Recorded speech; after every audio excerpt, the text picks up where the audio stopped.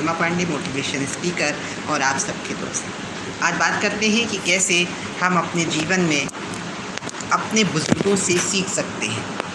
अपने बुज़ुर्गों से, जिन लोगों ने हमें पाला पोसा है, जिन लोगों ने हमें संस्कार दिए हैं, आखिर उनको हम नज़रअंदाज क्यों करें और कैसे किया के नुकसान क्या रहते हैं।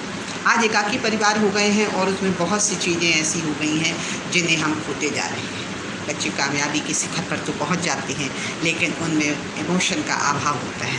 बड़ों के प्रति सम्मान की भावना उन्हें अगर सिखा भी दी जाती है तो उन्हें बुज़ुर्गों का रहना खटकता है।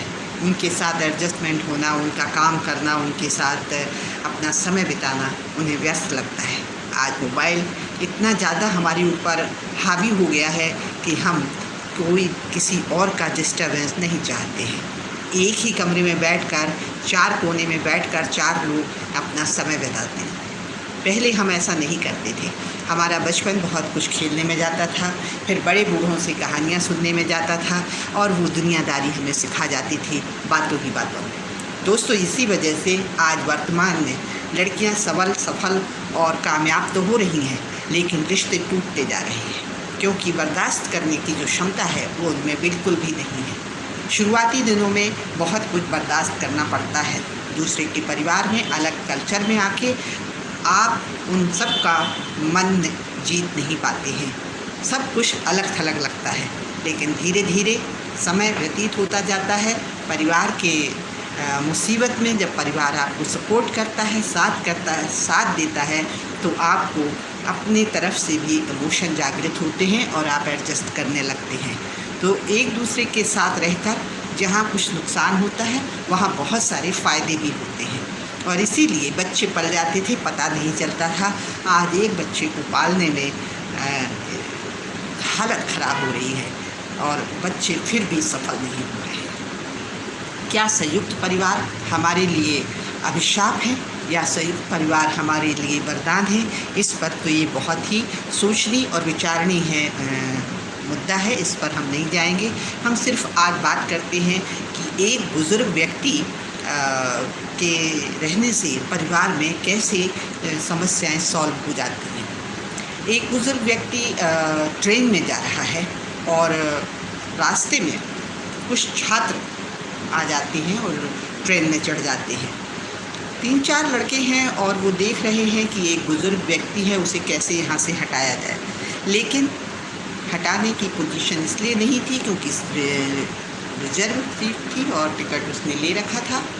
ऐसे में उन लोगों को शरारत सूझी। लड़कों ने कहा, यार कुछ किया जाए, कुछ तो समय व्यतीत करने के लिए ज़रूरी है। बोले, क्या करना चाहिए? बोले, हम ट्रेन की चैन खींचेंगे और उस पर तो कुछ लोग आएंगे तो पैसे भर देंगे, उसमें फ़र्क क्या पड़ता है, लेकिन मज़ा आएगा। उन्होंने कहा ठीक है। सारे दोस्तों ने पैसे इकट्ठे किए। पैसे इकट्ठे करके उनके पास 1200 रुपये इकट्ठे हो गए और वो किसी एक छात्र के जेब में डाल दिए गए। तब तक एक दूसरा लड़का था, उसने कहा, यार एक काम करते हैं, और उसने कान में कुछ बात कही है। उसने कहा कि इस बुज़ुर्ग व्यक्ति का हम नाम लगा देंगे ताकि हमारे पैसे भी नहीं जाएंगे और इस बुज़ुर्ग व्यक्ति के ऊपर ही चार्ज लगेगा, हम लोगों को इससे कोई मतलब नहीं है। सबकी सहमति हो गई और चैन खींच दी गई, और वही लड़का जा कर के टीटी को बुला लाया। टीटी से कहा कि देखिए, ये बुज़ुर्ग व्यक्ति हैं, इन्होंने अभी अभी चैन खींची है और ये चलती ट्रेन में अवरोध पैदा किया है इन्होंने। बहुत देर से हम लोग मना कर रहे थे, लेकिन ये मान नहीं रहे थे, और ऐसे कह के उन्होंने शिकायत की। टीटी ने बात की कि उस महाशय, आपने क्या चैन खींची है? उन्होंने कहा, हाँ खींची है, क्योंकि वो अच्छे से समझ रहे थे कि यदि हमने मना भी किया तो यहाँ पर सब एक हैं, हमारी बात कौन सुनेगा। उसने स्वीकार कर लिया। बोले, मरता क्या ना करता, इन लड़कों ने मेरे रुपए छीन लिए। आपको यकीन नहीं है, आप इनकी जेब में देखिए, 1200 रुपये हैं। अब चूँकि उसी बुज़ुर्ग व्यक्ति के सामने वो रुपए गिने गए थे तो वो देखे हुए थे। टीटी ने उनके जेब में हाथ डालकर कहा कि निकालिए। अब वो 1200 रुपये उनके टीटी के पास आ गए। टीटी ने वो रुपए महाशय को दिए और कहा चलिए आप नीचे उतरिए, और उन लड़कों को ले जाने लगे। दोस्तों, जब वो ले जा रहे थे तो रास्ते में खिड़की पड़ती थी, तो वो जो बुज़ुर्ग व्यक्ति थे वो अपनी दाढ़ी में हाथ फेरते फेरते बोले कि बाबू, ये बाल धूप में सफ़ेद नहीं हुए हैं। तो बुज़ुर्गों का अपनी समझदारी होती है, ये आपके परिवार के लिए अच्छे संकेत हैं, इसलिए उनकी अहमियत को समझिए और उनका सम्मान बनाए रखिए, क्योंकि आज आप बड़े हुए हैं, पहले उन्हीं के दम से आपका बचपन बीता है, उन्हीं के कंधों पर चढ़कर आपने दुनिया देखी है।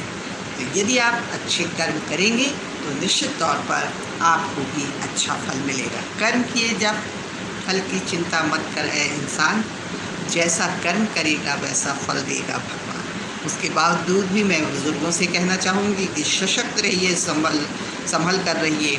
आपकी औलाद आपका साथ ना दे तो ना दे, कम से कम आप आर्थिक रूप से मजबूत रहकर दूसरों से अपना सहयोग लेते रहिए। दया की भीख मत मांगिए, प्रेम की वर्षा कीजिए। जय हिंद, जय भारत, नमस्कार।